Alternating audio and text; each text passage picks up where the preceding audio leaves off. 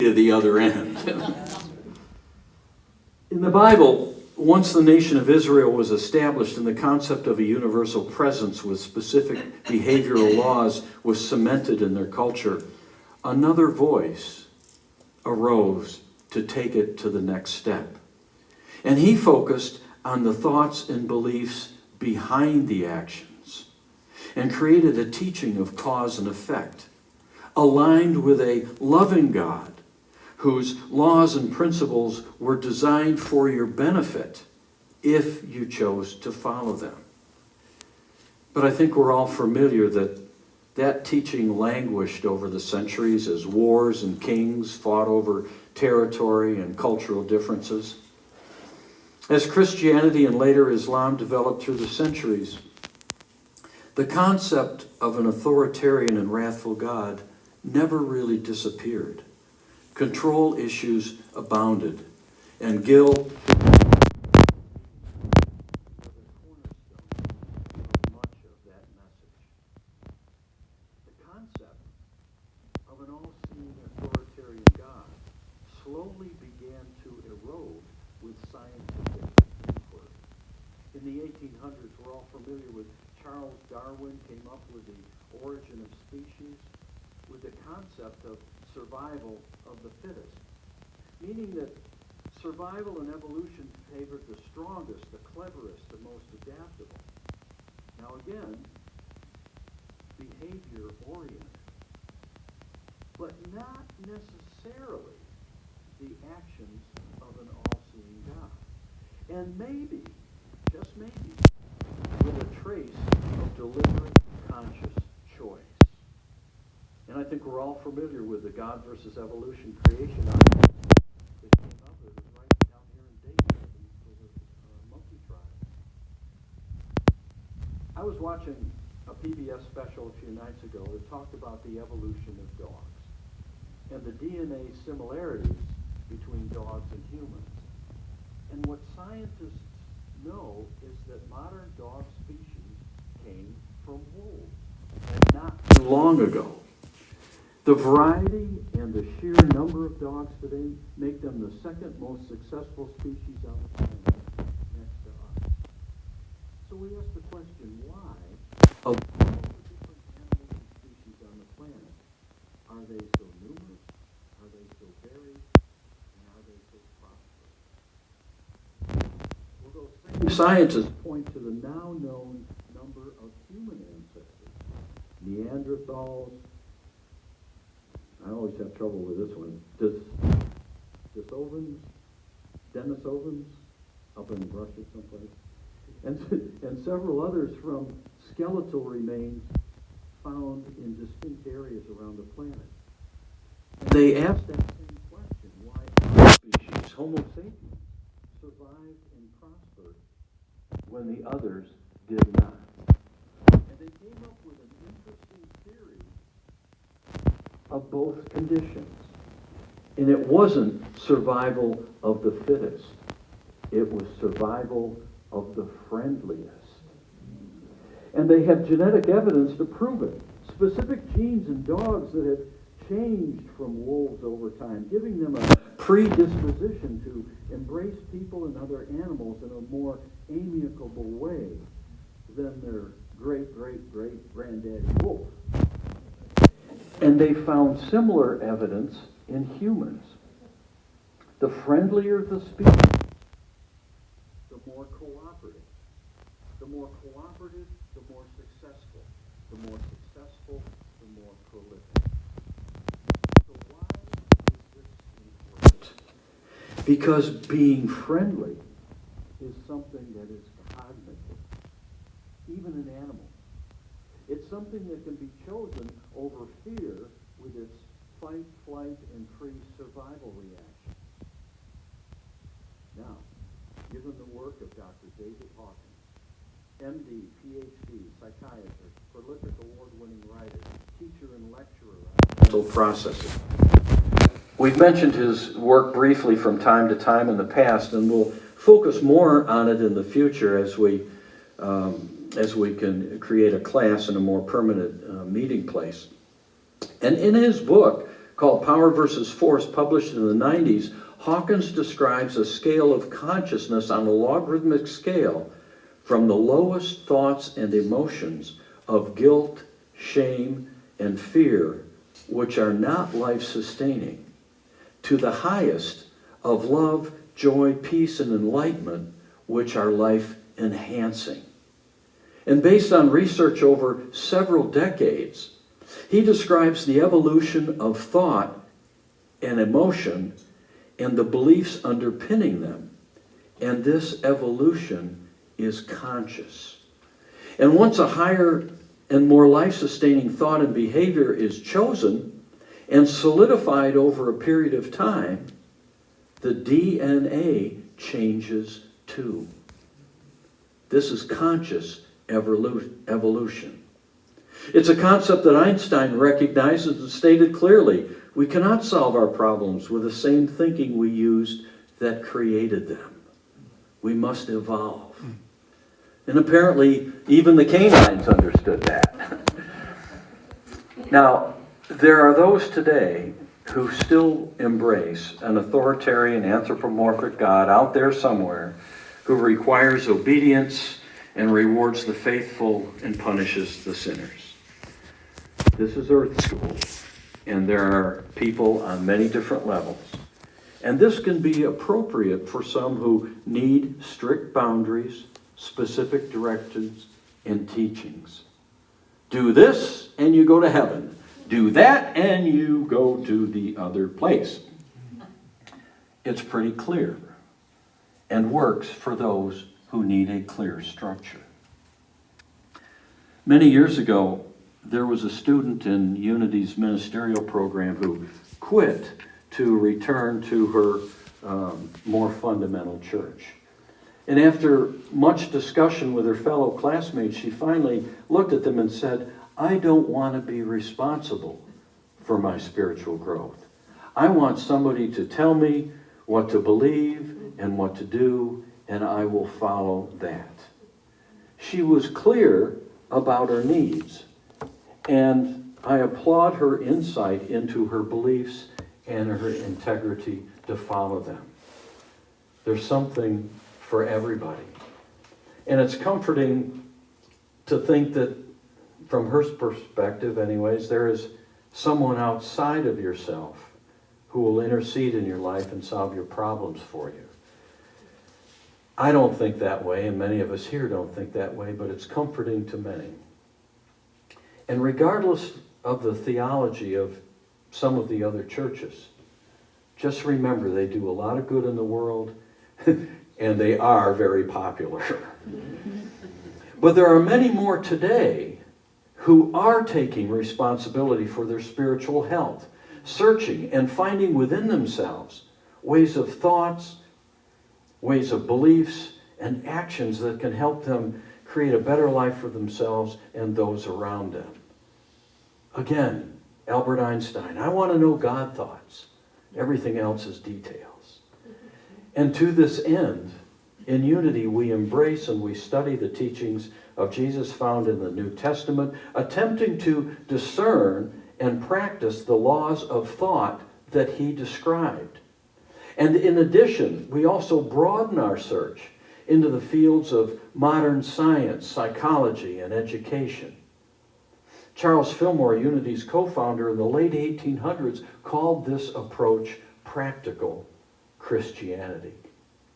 And in the past 50 years or so, writers and philosophers have come forward and given an even greater and more in-depth look at these timeless spiritual principles and brought clarity, new language, and examples of just how this works and how we can successfully incorporate them into our lives.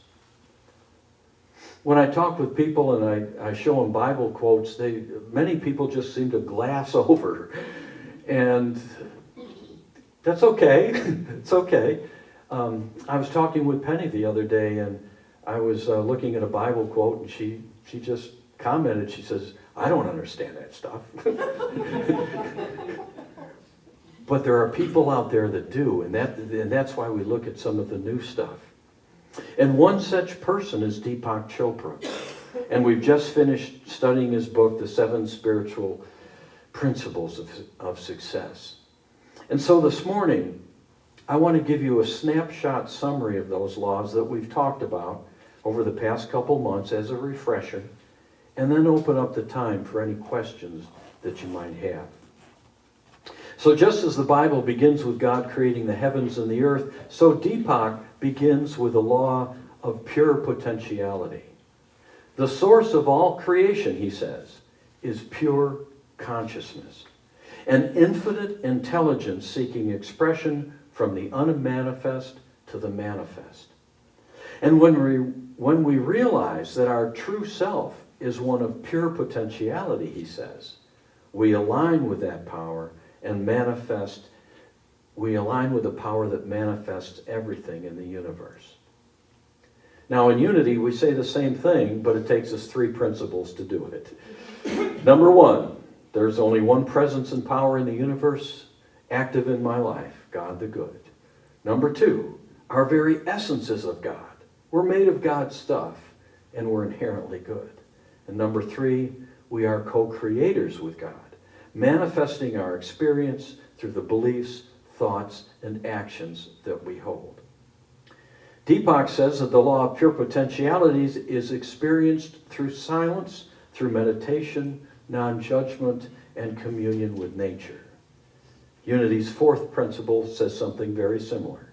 Through prayer and meditation, we align our hearts and minds with God and bring forth wisdom, healing, prosperity, and everything good. So the stage is set. All that is possible is complete within the intelligence of the universe, some would say in the mind of God, unmanifested and ready to be brought forth into physical creation through us. Principle and spiritual law is already established and available so that we can do just that. So the question becomes, how do we do it? Well, Deepak says it beautifully, showing how these laws are seamlessly linked together. And I want to read you the final page of his book. Bringing forth all that is possible from this field of pure potentiality is activated by the law of giving. Giving and receiving are different aspects of the flow of energy in the universe. The principle here is to learn to give that which you seek. That's how you open the channel through which your good comes to you. If you seek affluence, give affluence. If you seek money, give money. If you seek love, appreciation, and affection, learn to live and give love, appreciation, and affection. Through your actions and the law of giving, you activate the law of karma, or cause and effect. Every action generates a force of energy that returns to us in kind. We sow what we reap. When you create good karma or good cause, good karma effects makes everything in life easy. You notice that you don't have to expend a lot of effort to fulfill your desires, which automatically leads you to an understanding of the law of least effect, law of least effort. The law of least effort states that when we generate and harness the forces of harmony, joy, and love, in other words, when we're focused in the right direction, we create success and good fortune with effortless ease. He continues, when everything is easy and effortless and your desires keep getting fulfilled, you spontaneously begin to understand the law of intention and desire, which in New Thought we call the law of attraction and the laws of mind action. The law of intention and desire says that inherent in every intention and desire is the mechanics for its fulfillment. Intention and desire in the field of pure potentiality has infinite organizing power. In unity, we say something very similar. Thoughts held in mind produce after the kind. What you think about, you bring about. We attract circumstances, people, and situations on many levels from this field of infinite possibilities according to our thoughts and our feelings. Deepak continues, fulfilling your desires with effortless ease makes it easy for you to practice the next law of detachment. When our intention and desires are positive, in other words, when those intentions and desires come from love and come from creating something new, then we're not attached to the outcome. We're not attached to what happens. It's just bringing that through us. And when we do that, we are free from past conditioning, and we are willing to step into the unknown. It's there that the creative mind, once again operating in the field of all possibilities, orchestrates the highest and best for all concerned. Remember, Jesus said it's your Father's good pleasure to give you the kingdom. And I think it was Einstein who quipped, the universe's dice are loaded in your favor. And so finally, as you begin to understand all of these laws, you begin to focus on your true purpose in life, which Deepak calls the law of Dharma, or your purpose in life. By expressing your unique talents in such a way that helps fulfill the needs of your fellow humans, you begin to create what you want, whenever you want it. You become carefree and joyful, and your life becomes an expression of unbounded love. Which brings us to Unity's fifth and final principle. Knowing and understanding the laws of life, also called truth, is not enough. A person must also live the truth that he or she knows. And as always, the Master summed up all of this perfectly in one sentence. If you know these things, you are blessed if you do them. So that's the snapshot. That concludes everything that we've talked about for the past couple of months. And we're ready for questions. Who has a great question? Ready for me to sling it and wing it and see what happens. Any questions whatsoever? Leanne? Okay. Leanne, way over. Ah, okay. Well, we've got one written here. I'll do that. And Terry, if you want to take the mic and take it back to Lynn. All right, here it is. If it's God's good pleasure to give us the kingdom, and there are hundreds of self-help books, what is the biggest block that keeps humans from experiencing all of their good? I think the biggest block is our focus and our intention. For all of us who've grown up, in this culture, what do you see on TV? What do you see in the movies? That's the cultural programming that goes on in this country, and it's not focused on spiritual development. It's focused on the nice car, it's focused on the bank account, it's focused on so many different things. And one of the things that I've shared from time and time again is be careful what you watch on TV. You might think it's entertainment, but all of a sudden that message is right in here. And that's what you're going to outpicture. That's what you're going to think about. I just think that the focus of most people is not so much on spiritual guidance and evolution as it is on the material aspects of this culture. One of the things that Hawkins says, I mentioned you've got your low shame, guilt, and it comes up to fear and then anger, and then there's a barrier here, and everything below that is really not life sustaining.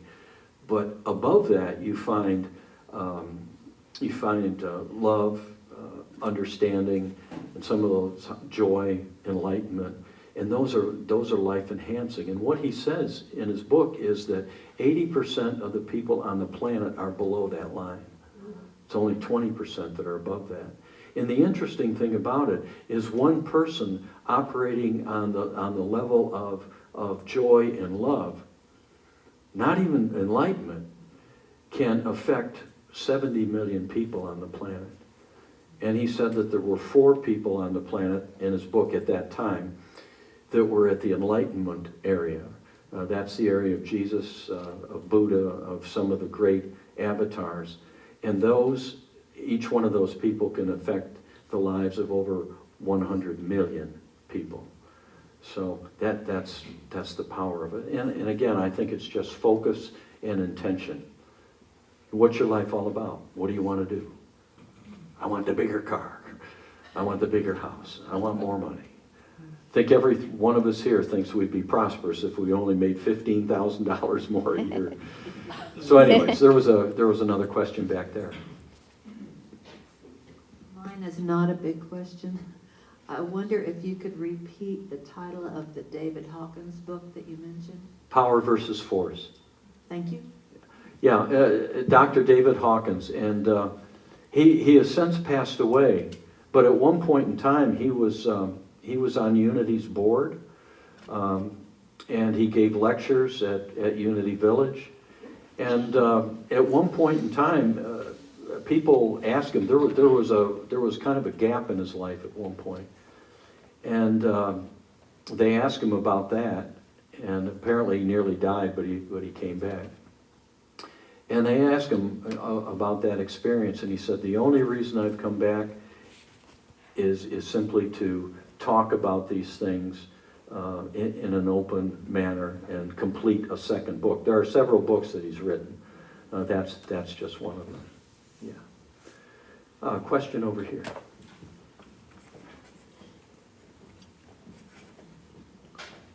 Hi, thanks.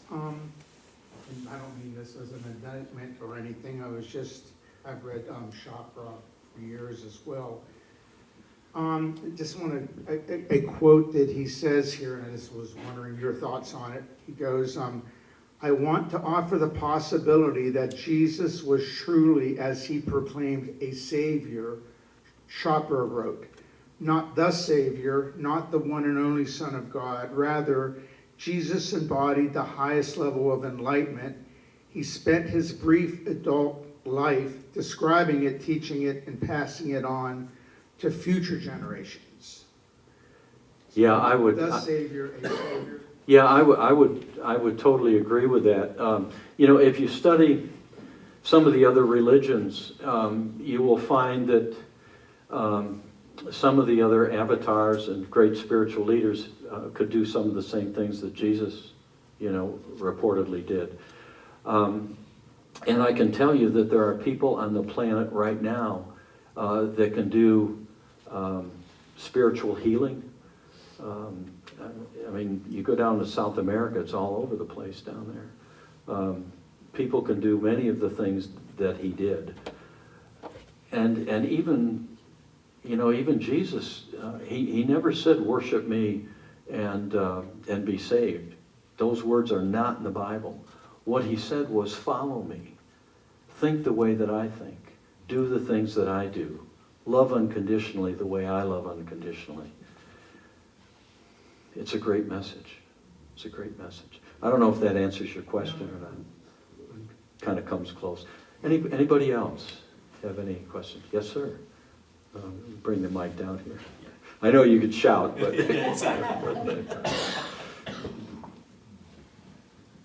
So these principles, how does this work in God's time? Because it seems like you can do the work, but yet you kind of have to sometimes set it and forget it and just wait for the things to come into play. So I guess, how does this work in God's time, and how can you maybe help that? Okay. Well, God's time is eternal, first of all. So, when we get upset that it's taken a month or 2 months, I'm not sure God feels it that way. And I'm trying to be a little bit funny about it, but more so than anything else, it has to do with the thoughts and the feelings that we have. And when they are in alignment, and there's no other resistance going on, those things are going to manifest very, very quickly. On the other hand, if you have a thought and you do your prayer work, and then you say, okay, that's done, and then you get up to go to work or go to breakfast, and you get cut off in traffic, and you give somebody a hand sign, and then you're all wrapped up in other stuff, and then your boss comes in, and you got the to-do list, and you see what happens? That prayer work is kind of out the window. Yeah, so you got to start over. So there's this much intention, spiritual intention, and there's this much attention to the material aspects of life. And so I think it's more just being in a stable spiritual consciousness, and the more that we can do that, the more that these things just happen and happen and happen. I'll give you one example. Back in the late 60s, there was a guy by the name of Werner Erhard. Anybody hear of EST, Erhard Seminars Training? Okay, Landmark Forum? Yeah. Okay. He studied all the truth systems out there, all the different spiritual disciplines, became a master in many of them, with the idea of becoming enlightened, and it just wasn't happening. And so finally, at one point, he was out in San Francisco. He's going across the Golden Gate Bridge, and he finally said out loud, "I give up. I surrender." And it happened. And for the next few months, all he had to have was a thought, and it would manifest very, very quickly. Real quick. And he went on to form Erhard Seminars Training, which then developed into the Landmark Forum. And they teach these same principles right now, although one thing that Warner was very specific about, he says, as we teach these things, as we develop an organization, don't make it a church. Okay, and Landmark Forum is very, very effective these days. Yeah, there's a question back there. That's okay. Thank you. I just wanted to say that I found that by looking at these resistance in my life, I try to adjust my life. Yes. Different, to align with it, so that it's not such a resistance and I lose that spirituality all the time. Yes. That's the journey. That's the path. It's one of self-reflection. And I mentioned a little bit earlier in the talk, back in the early days, when people are, killing each other and carrying on and all, you need very strict guidelines. Don't do these things. And the people who were under those rules were not very reflective. Times have changed. And the whole idea behind spiritual growth is self-awareness. Okay, so when something happens in your life, you can reflect back on that and say, where did that come from? Okay, not out there. It came from in here. Wayne Dyer, you familiar with Wayne Dyer?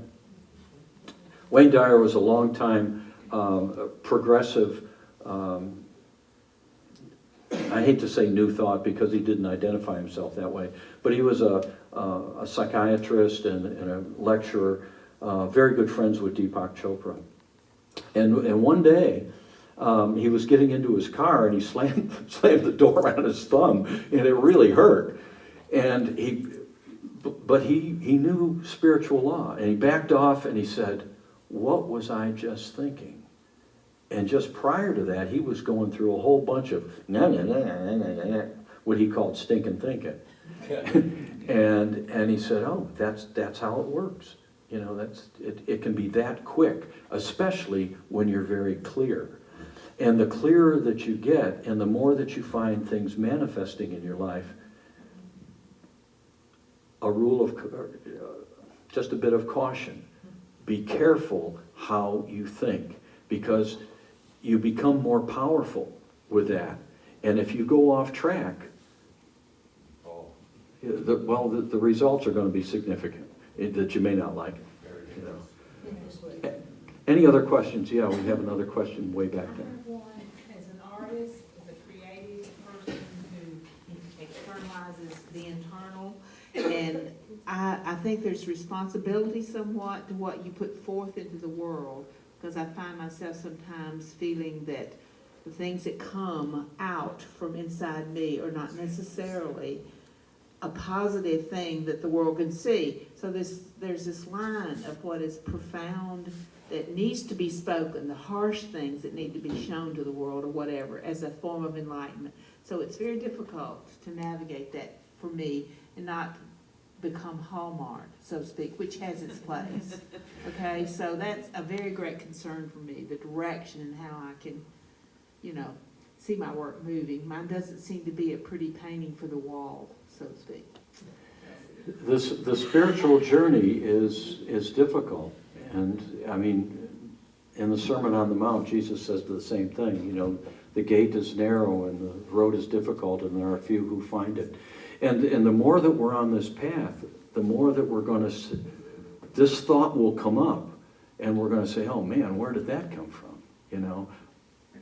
And I've said this many, many, many times, when you have a spiritual practice and you can go in that gap before your reaction, what you can do is you can say, okay, situation comes up, I can react this way, I can react this way, I can react this way, I can react this way.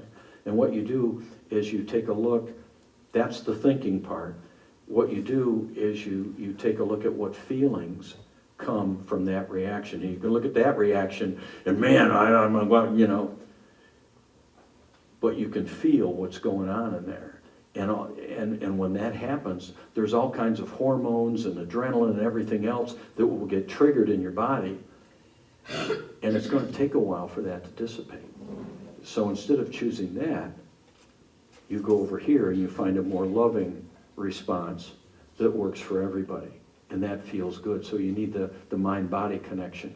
And the more you have a spiritual practice of regular prayer and especially meditation, the more you're going to get in tune with that. Thoughts are going to come up and you're going to say, oh, where'd that come from? Oh, it came from here. Do I want to pursue that thought? Yes or no? There was another question up front, yeah. What exactly is healing? The question is, what exactly is healing?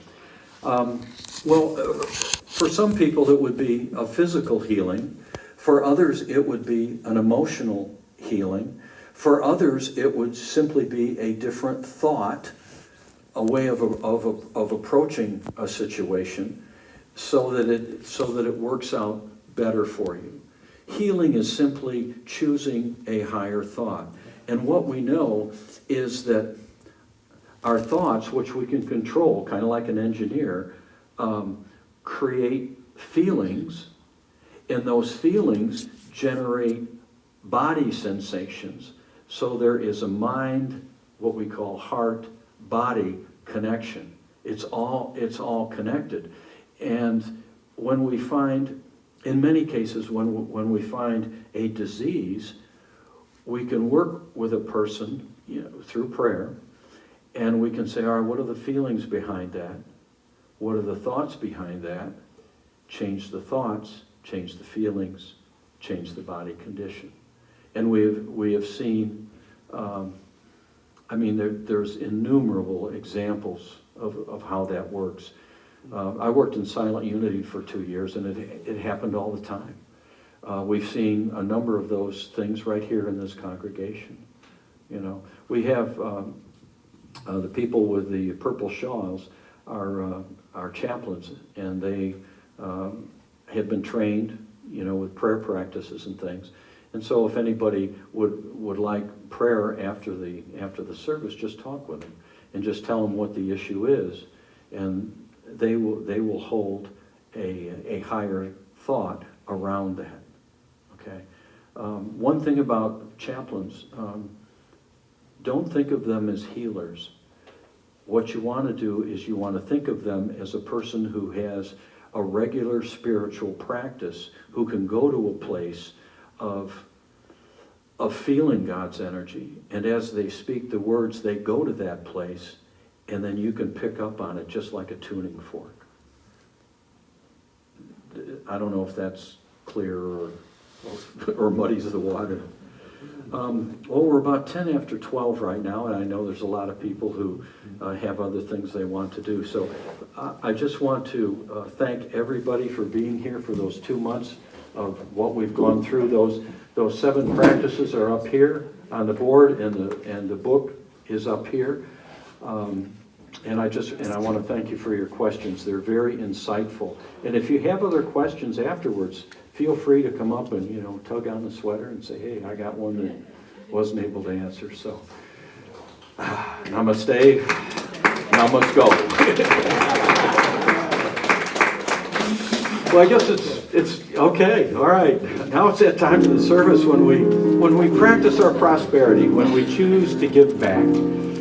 It's a time when we take our tithes and our offerings in our hands, and we just take a moment to feel the prosperity and the guidance and God's presence flowing through those monetary gifts. So join me with our offertory saying, divine love, through me, blesses and multiplies all that I am, all that I have, all that I give, and all that I receive. I give in love, and I receive in abundance. I am lavish abundance, now delivered in source. I'm the rich, unfailing substance of the universe. I've got all that I desire. God takes good care of me. All is well, all is well with my soul. I am lavish abundance, now delivered in source. I'm the rich, unfailing substance of the universe. I've got all that I desire. God takes good care of me. All is well with my soul. So we give thanks for these tithes and these offerings so freely given from a heart overflowing with abundance. And we know that they go forward to bless each one of us, to bless our families, to bless the peoples that we work with, to bless this community, and to bless the world. Thank you, God. We are so blessed, and so it is. All right.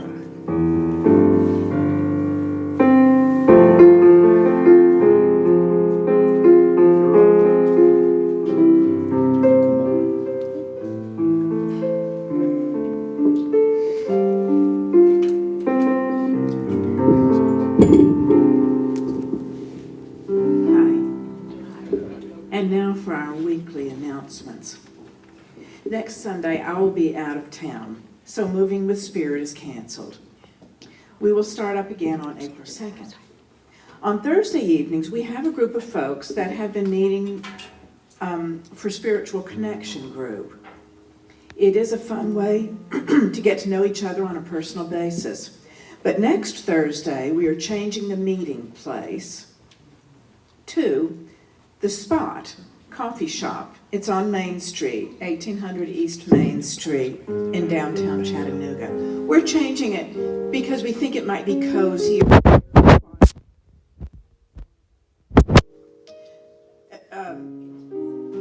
Less interruptions, less distractions. We are also looking for someone we are also looking for some more volunteers to learn how to video our Sunday services so that we can broadcast them to those who are not able to come and make it in person. Shannon is a great teacher, so let him know if he'd like to learn that. As you know, Unity of Chattanooga will be implementing Unity Spirit groups with an official kickoff the week of Sunday, April 9th, Easter, New Life. Training for those who are interested in facilitating a Unity Spirit group will be provided in person on Saturday, March 25th. The location is to be announced. There will also be an online meeting via Zoom on Wednesday, March 29th. Please see Phaedra Roberts after church today for more details. Following the service today, we have Unity prayer chaplains who can privately pray with you. You will find them wearing purple prayer shawls, like with Keith and Margaret. Rev Doug will be back right here at the Red Bank Community Center to talk about keeping a true Lent. It is our Sunday for the monthly potluck, so we invite you to bring one of your favorite dishes and come and eat. And before we gather for fellowship following the service today, please stand up in your row as we close with the peace song.